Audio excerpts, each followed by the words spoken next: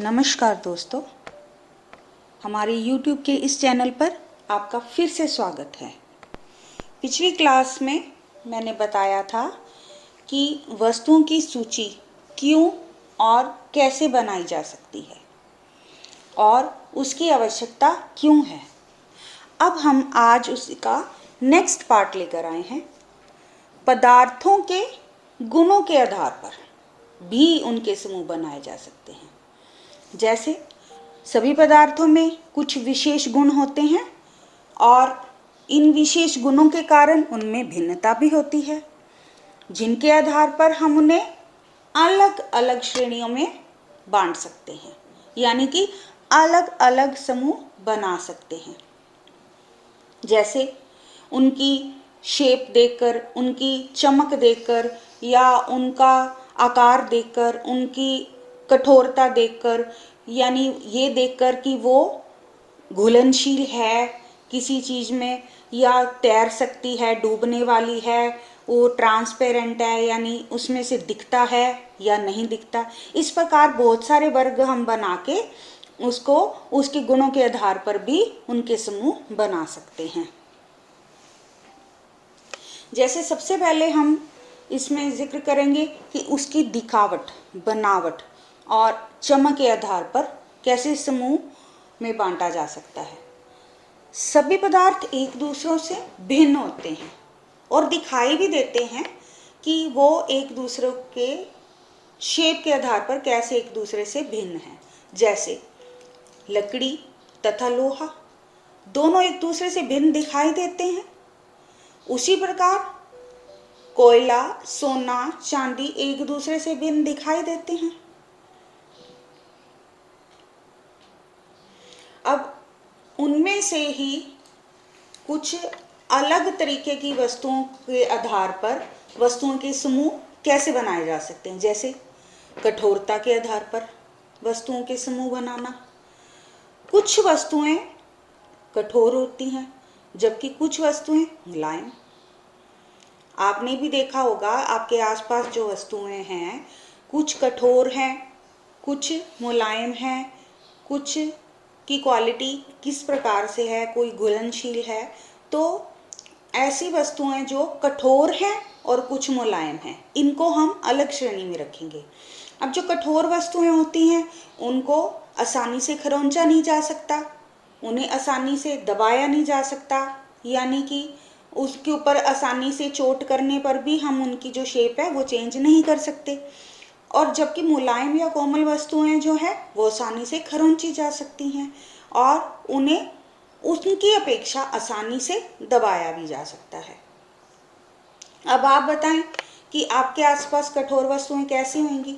Metal की बताएं आप, लोहा, कॉपर, एल्यूमिनियम, पत्थर आदि।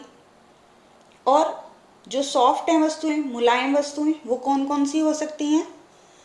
मोमबत्ती, चाक, मिट्टी, कागज, लकड़ी। ये जो है ये वस्तुएं कठोर नहीं होती अपेक्षा जो लोहा है, पत्थर है, इन वस्तुओं के कंपैरेटिवली मोमबत्ती, चाक, मिट्टी ऐसी वस्तुएं जो है वो ज़्यादा कठोर नहीं होती। और अगली जो टाइप है वो है कि जल में विलयता, यानी जल में घुलनशील है या नहीं है।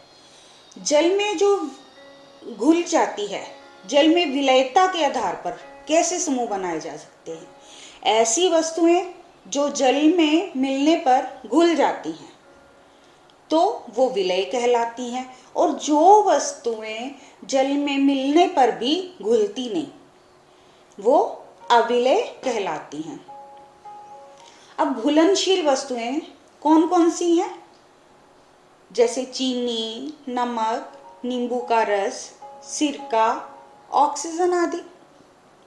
और जो अघुलनशील वस्तुएं हैं वो हैं चॉक पाउडर, लकड़ी, लकड़ी का बुरादा, तेल, बालू आदि। अब ऑक्सीजन गैस है, जो ऑक्सीजन गैस जल में घुलनशील होती है, तभी जो जल में रहने वाले जीव होते हैं उसको श्वसन के रूप में उसका प्रयोग करते हैं।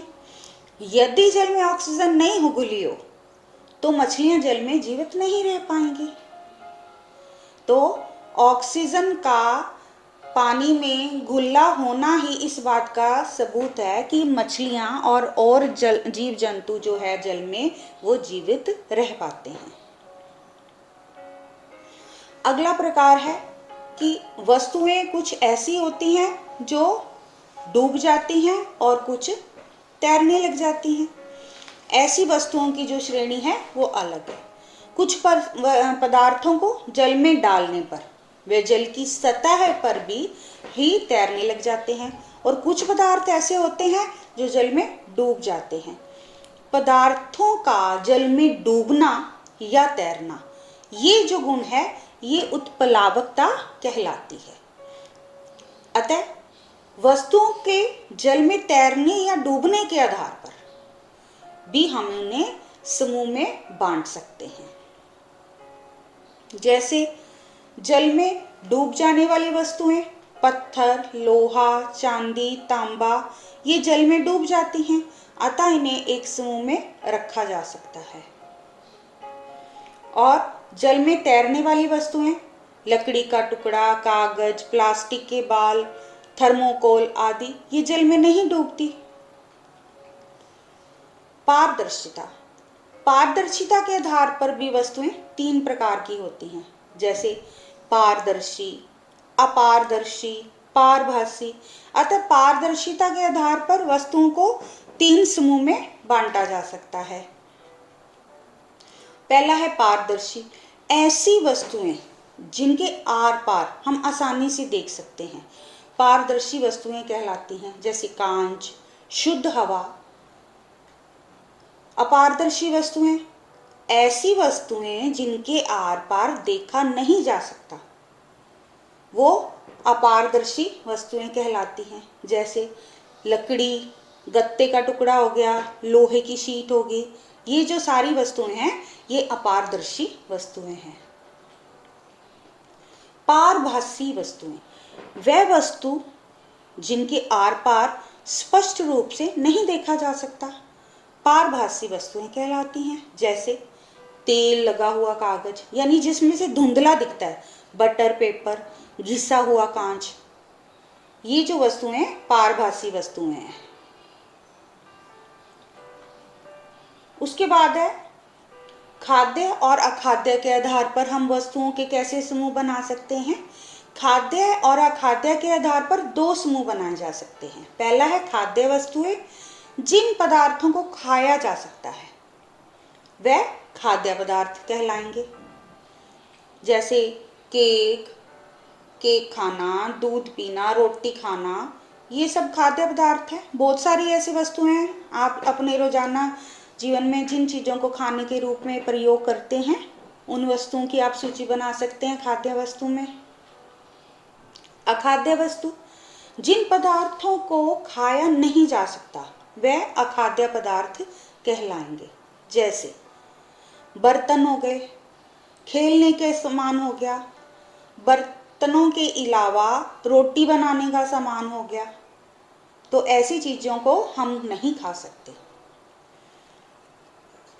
ऐसे अनेकों आधार हैं जिनके अनुसार वस्तुओं के समूह बनाए जा सकते हैं।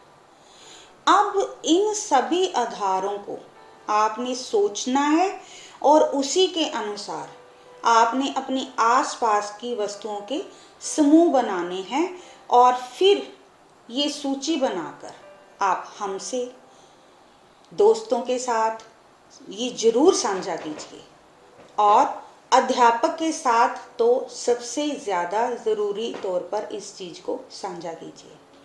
और ये टॉपिक देखने के लिए, ये वीडियो देखने के लिए आपका तहे दिल से धन्यवाद।